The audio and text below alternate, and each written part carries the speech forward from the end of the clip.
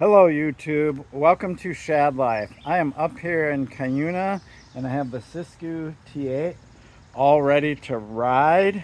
Unfortunately and fortunately, it's pretty cloudy and it's actually slightly sprinkling right now. So I have a small window of opportunity to get out and give this bike its initial review. Unfortunately, I'm gonna stay on the trails that I know drain really well. I'm not gonna be able to go hit like winds or some of the even Bison Run, which was kind of my plan to really give this bike a true test. So just letting you know right off the top here that this video is going to be more just my initial riding impressions of this bike on some fairly normal, green and low easy blue single track trail. I do know of a couple of hits, so I will get a little bit of air on it, but it's not going to be like a jump line or anything like that. So the bike is super impressive out of the box, and I have pedaled it around a little bit and it feels pretty comfortable, but it'll be interesting to see how it rides out on the trail. One of the most annoying things about this bike, and we've already talked about it, are the brakes. I have tried everything I can to get these levers to adjust properly. Here's the screw right in here, and you can adjust that to get the lever to be closer to the grip. But the problem is, and that's, you do that so if you have smaller hands you can reach the lever easier. But the problem is when I move the levers in so I can reach them easier, look at how far they have to go before they engage. They are just now engaging the rotors. That is ridiculous. So I haven't tried bleeding them. I didn't have time. I don't know if that'll help fix the problem. I don't know of any other adjustment like the Shimano brakes where you can adjust how quick that engages. Shimano XT anyway will allow you to do that. So what I did is I moved the levers back away from the grip just so it doesn't crush my finger and work. So I have to bed in the brakes really quick, which I can do right out on the road out there. And then once I bed them in, I'll go ahead and hit the trail. So, yep, gonna just get an initial riding impression of this bike between rain. So it just finished sprinkling, and then there's like some more gnarly weather on the way up here. I'm actually thankful for the rain. It's been such a dry year, kind of scary actually. So I am not going to complain about the rain.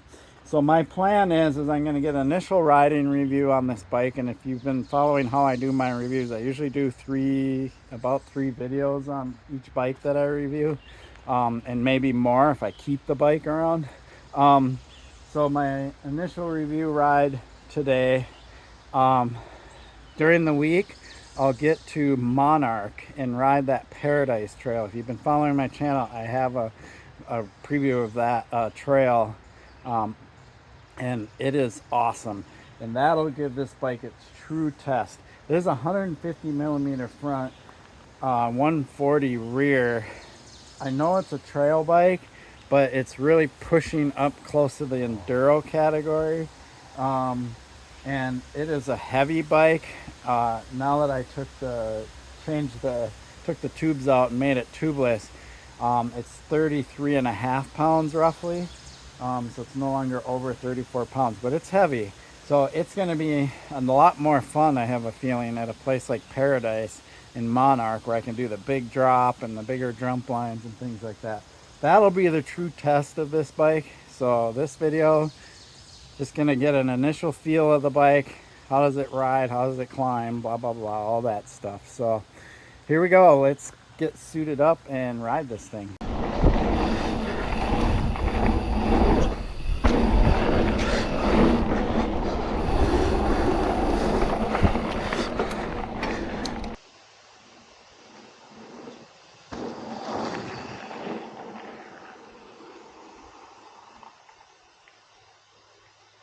Okay, so my initial impressions here, this is the adaptive trail, so it's pretty wide. but I can certainly get a good feel for the bike and how it handles. Geometry feels pretty good on it, and it corners nice. Just kind of leaning the bike, getting into the corner. These tires have a lot to do with that. These are, I've never tried Hans Domp tires before.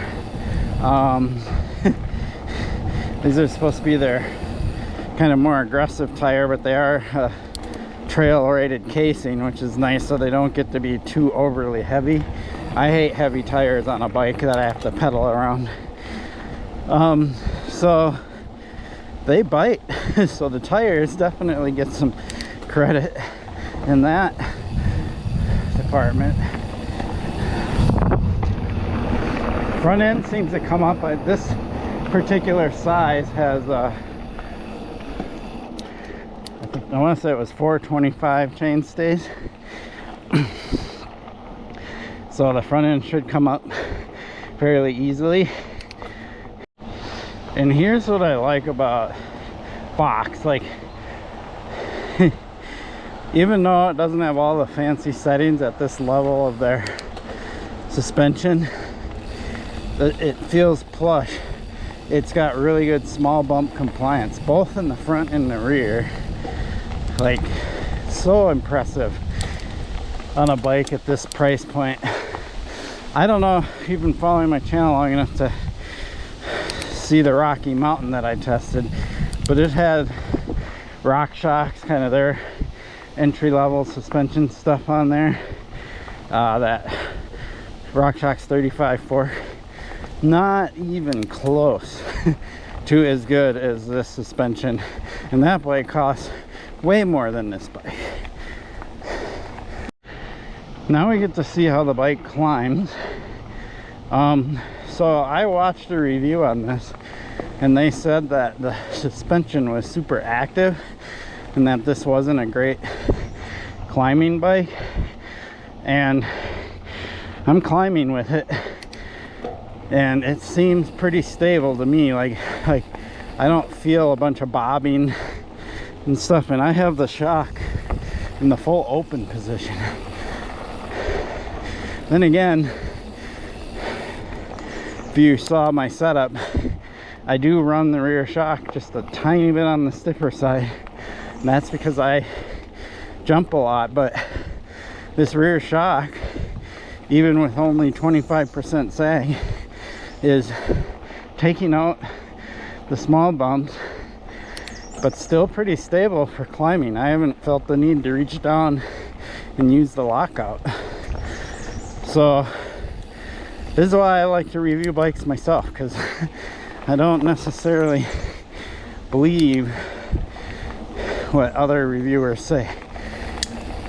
Sure, is it not as solid for climbing as an XC bike? Yes, it is definitely not. But for a trail bike, it climbs great.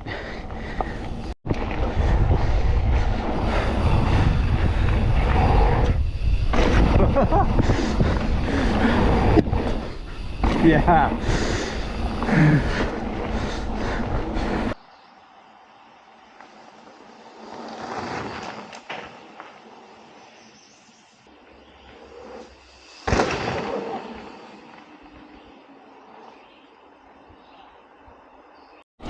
Well, that was fun.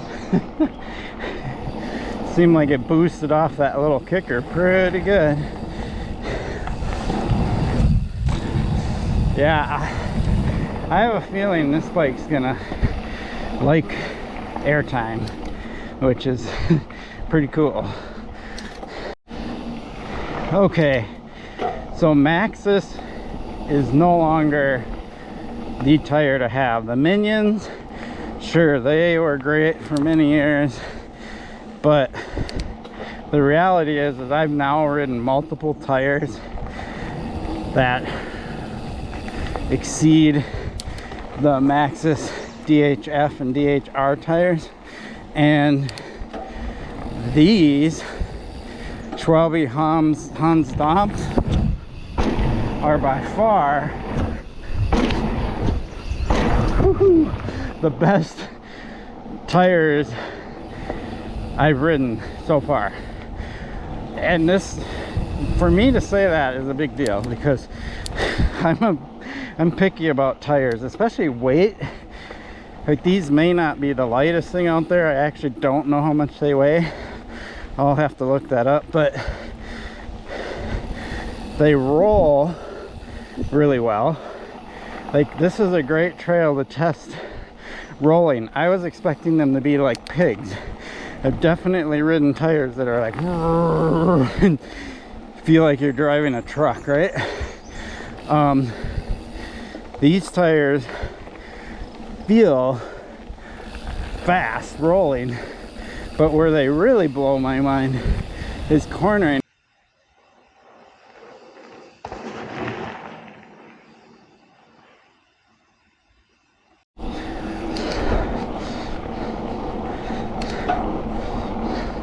Might I even say that this bike shreds?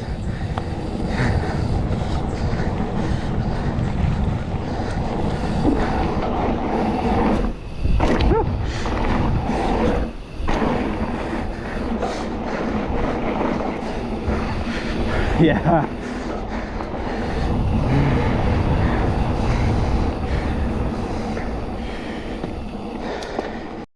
I'm gonna say this right now, is that the bike industry needs to wake up, because the polygons are coming for them. $19.99. Retail of this is $23.99. This bike rides better than the Ripmo AF I used to own. Believe it or not, that bike was $31.99 and didn't even come with like good shifting. It was NX, but this bike's got SLX, which I would compare to GX on the SRAM side of things. Amazing.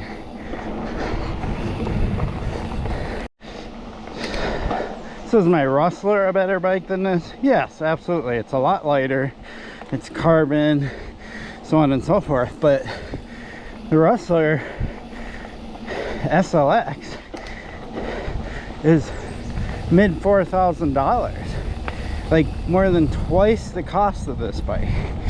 So it doesn't say that this is like the greatest bike, but in the bang for your buck category, this bike blows my mind. Absolutely blows my mind. If there's any reason you should subscribe to my channel, it's this right here. I'm setting up the 360-degree camera here in mosquito infested woods so I can go back, hit this tabletop for you guys. Man, this is crazy.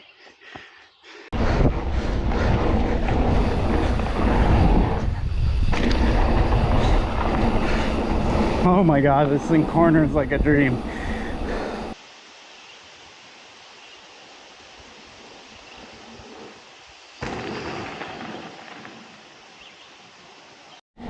Seriously, YouTube, my expectations were not even close to this high.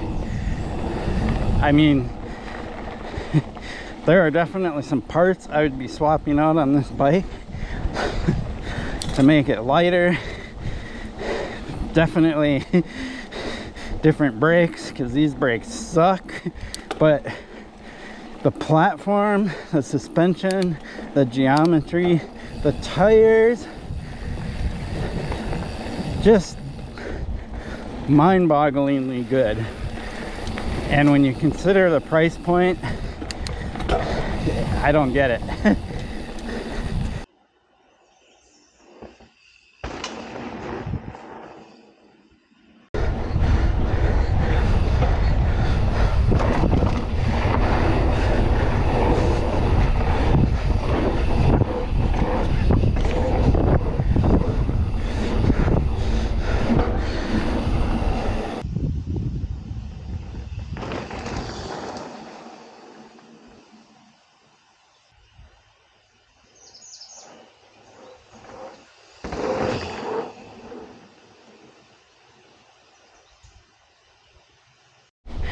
I'm sorry.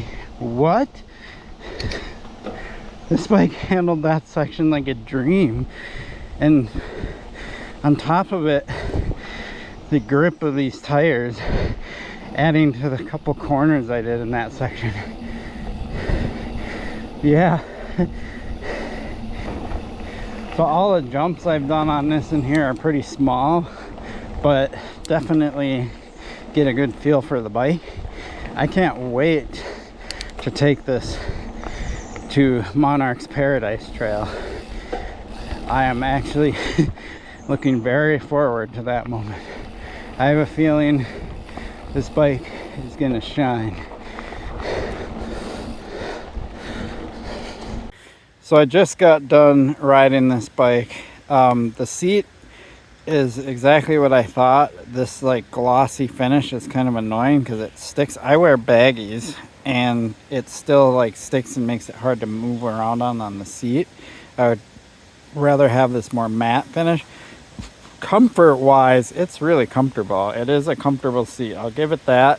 It's got chromoly rails, which is nice, so it's not going to be super heavy, but definitely this glossy graphic stuff needs to go away, and this seat would be a lot better. And the brakes absolutely suck. The levers suck. They don't even stop that well, even though I've bedded them in, ridden it pretty hard. Those are nice Shimano rotors, so I know it's not the rotors. These Tektro brakes, if I was to give them a grade, they're gonna get like a D grade. I mean, for 4-piston brakes, they're just not good. That's the weakest part of this bike, is the brakes. Okay, I get it. Those of you in the bike industry watching this, shaking your head at me because of all the rants and raves I'm giving this bike. I know, they didn't invent what they did here. This is all other people's engineering and work. They basically just copied it. But they did a really good job. And what's interesting is when I look at the suspension, it's really close to the split pivot on my Salsa Rustler. I noticed there's two different things. One, this pivot point is forward of the axle on the seat stay. The Rustler pivots around the axle. That's one of their big bragging points of split pivot. And then everything here looks almost exactly the same, the way this is all set up. But up here, this is mounted on the top of the down tube instead of underneath the top tube, but it's really close. And it actually feels a lot like the split pivot on my Salsa Rustler. And I think there's other bike brands that have this almost exact setup. I don't recall who they are, but and the Fox suspension just is amazing on this bike. The tires are amazing. SLX drivetrain, we all know that the Shimano stuff is really good. SLX, I compare it to like SRAM GX and kind of the level. But Shimano just has a slight edge on shifting quality over SRAM in that respect. They're close. I don't mind SRAM, but Shimano's got it perfected. So there you have it, my initial riding review. And when I left to go do this review, I thought I would just kind of, whatever, here's what the bike feels like, and I wouldn't be, I knew I was going to be somewhat impressed, but I didn't think I was going to be blown away. And I am blown away, So, yeah. It is basically a direct-to-consumer brand that probably went out there, who knows if they rode a bunch of bikes and basically just copied like the best of setup. And so here you have it. 1999. I don't get it, but it is what it is. Appreciate your support for my channel. Please like and subscribe. Peace.